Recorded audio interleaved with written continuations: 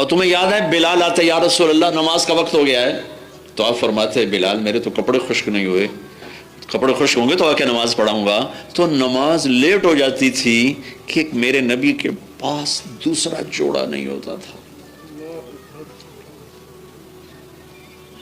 مالدار خواتین 300 جوڑے لٹکا کے رکھے ہوتے، 100 جوڑے کھڑے ہوتے ہیں، 20 جوتیوں کے پیر پڑے ہوتے ہیں، جوڑے پڑے ہوتے ہیں۔ یاد ہے؟ کہا جی یاد ہے۔ کہا اچھا حافظہ عائشہ، جنہوں نے بھیجا ہے انہیں کہنا کہ 3 ساتھی سفر پہ چلے تھے، ایک چلا اور منزل پہ پہنچا، پھر دوسرا اسی کے قدم قدم چلا اور منزل پہ پہنچا، اب تیسرا راستے میں ہے۔ ان کے قدموں پہ قدم رکھے گا تو ان کے ساتھ جا ملے گا، اگر دائیں بائیں ہو گیا تو مل نہیں سکے گا۔ مجھے میرے رب کی قسم، میں اسی حال پہ مروں گا جس حال پہ میرا نبی مجھے دنیا سے چھوڑ کر گیا تھا۔ جیسا عمر چھوڑ کے گیا تھا ویسا ہی عمر لے کے پہنچوں گا اپنے نبی کے پاس۔ جاؤ انہیں بتا دو کہ میں اپنے نبی کے قدم بقدم چلوں۔ چند دن بعد اس کے بعد یہ واقعہ ہو گیا، فجر کی نماز پڑھا رہے تھے اور اس نے آ کے خنجر مارا۔ ابو لولو ایرانی تھا، آتش پرست مجوسی، غلام تھا مغیرہ بن شعبہ رضی اللہ تعالیٰ عنہ۔ عبد الرحمن بن عوف رضی اللہ تعالیٰ نے آگے بڑھ کے نماز مکمل کی، ان کو اٹھا کے گھر لے گئے، بے ہوش ہو گئے تو ہوش میں آئے تو فرمایا مجھے کس نے خنجر مارا؟ کہ ابو لولو نے کہا اللہ تیرا شکر ہے تو نے کسی ایمان والے کے ہاتھ پر میرے قتل کو نہیں لکھا، کافر ہے۔ تو دودھ پلایا گیا تو آنتوں سے باہر نکل گیا، تو اس سے اندازہ ہو گیا کہ بچنا مشکل ہے۔ تو عبداللہ بن عمر اپنے بیٹے، سب سے بڑے بیٹے عبداللہ، ان کو بلا کر فرمایا کہ عبداللہ جاؤ اماں عائشہ کے پاس اور ان سے جا کے پوچھو کہ میرا باپ عمر اپنے ساتھیوں کے ساتھ جگہ جاتا ہے۔ کیا فرمایا تھا کہ میں انہی کے قدم بقدم چلوں گا یہاں تک کہ میرا اللہ مجھے ان سے ملائے۔ اب اللہ کیسے ملا؟ دیہڑے تو 4 دن ان دن ٹپ جاندے پتہ بھی نہیں لگتا، 100 سال ہوئے یا 10 سال ہوئے این ٹپ جاندے۔ مسئلہ تو وہ ہے جب وہ دن گزرے گا نہیں۔ اور دیکھو یہ نہ کہنا امیر المومنین اجازت چاہتا ہے، اب میں امیر المومنین نہیں ہوں، یہ کہنا عمر بن خطاب اپنے ساتھیوں کے ساتھ قبر کی جگہ چاہتا۔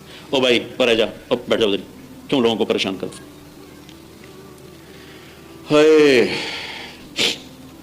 عبداللہ بن عمر رضی اللہ تعالیٰ عنہ ہو گئے، دروازے پر دستک دی، اما عائشہ نے اندر آنے کی اجازت دی تو دیکھا تو وہ پہلی بیٹھی رو رہی، سارا مدینہ رو رہا تھا۔ تو کہا اما جان میرا باپ عمر بن خطاب اپنے ساتھیوں کے ساتھ قبر کی جگہ چاہتا۔ تو حضرت عائشہ رضی اللہ تعالیٰ عنہ نے روتے ہوئے فرمایا کہ عبداللہ یہ جگہ تو میں نے اپنے لیے رکھی ہوئی تھی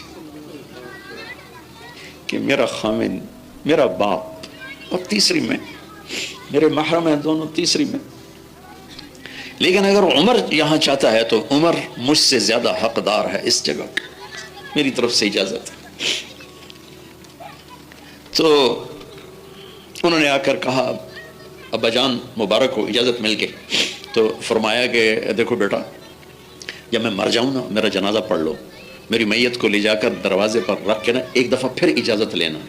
ممکن ہے ابھی میرے شرم میں اجازت دے رہی ہو، جب میں مر جاؤں گا پھر تو کوئی اولا نہیں رہنا، پھر تو گل مک جاؤنی ہے، اس وقت بھی کہیں لے آؤ تو پھر لے جانا ورنہ مجھے قبرستان میں ڈال دینا۔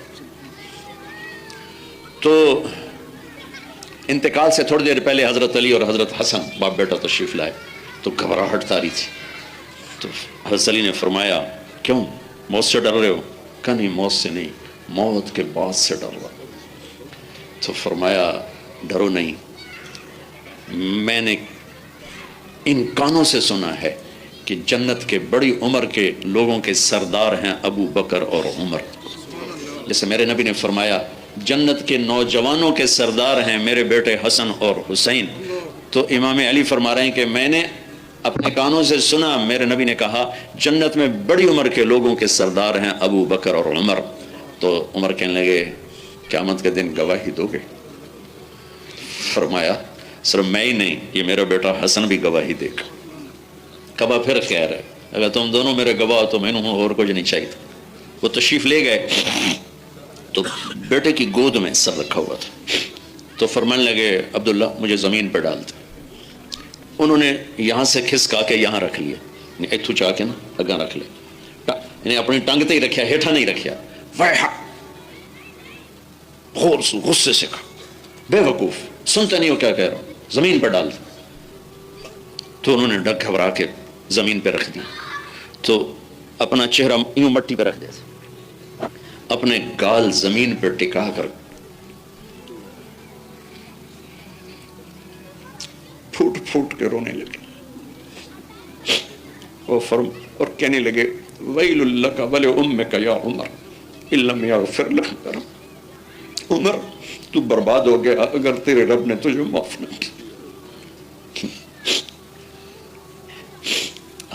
یہ کون کہہ رہا ہے؟ میرے نبی مسجد میں داخل ہوئے تو آپ کے دائیں بائیں ادھر ابو بکر تھے، ادھر عمر تھے، تو لوگ سامنے بیٹھے صحابہ، تو آپ نے یوں دونوں کے ہاتھ پکڑے ایسے، اب مجھے دیکھ رہے ہو؟ کہا جی دیکھ رہے۔ کیا قیامت میں ایسے اٹھوں گا کہ میرے دائیں ابو بکر ہوگا اور میرے بائیں عمر ہوگا، میں یوں قیامت کے دن اٹھوں گا کہ ابو بکر اور عمر میرے دائیں بائیں ہوں گے۔ اور فرمایا میرے دو وزیر ہیں آسمان میں، جبریل و میکائیل، اور میرے دو وزیر ہیں زمین پر، ابو بکر اور عمر۔ اور فرمایا جب یہ دونوں کسی بات پر متفق ہو جائیں میں ان کی کبھی مخالفت نہیں کرتا۔ اور فرمایا میرے بعد کوئی نبی ہوتا تو عمر ہوتا۔ اور فرمایا میدان عرفات میں اس وقت میرا اللہ میرے صحابہ کو دیکھ کے خوش ہو رہا ہے اور فخر فرما رہا ہے، اور عمر پہ خاص طور پہ فخر فرما رہا ہے۔ اور فرمایا کہ میں نے جنت میں محل دیکھا، میں نے پوچھا یہ کس کا ہے؟ مجھے کہا گیا ایک قریشی کا ہے۔ میں سمجھا میرا ہی ہے، میں قریشی ہوں اور ایسا بڑا خوبصورت میرا ہی ہوگا۔ جب آگے بڑھا تو فرشتے نے کہا یہ تو آپ کے خادم عمر بن خطاب کا محل ہے۔ یہ سارے فضائل نبی کے زبان مبارک سے سنے اور پھر مٹی میں ڈال دیا۔ عمر تو برباد ہو گیا اگر تیرے رب نے تجھے معاف نہ کیا۔ تو جو آج زنا کرتے مر رہے ہیں، قتل کرتے مر رہے ہیں، چوریاں کرتے مر رہے ہیں، ہیروئن بیچتے مر رہے ہیں، زمینوں پہ قبضے کرتے مر رہے ہیں، جھوٹے مقدمے میں لوگوں کو پھنسا کے مر رہے ہیں، جھوٹے مقدمے لڑ رہے ہیں، ارے کہاں جا رہے ہو؟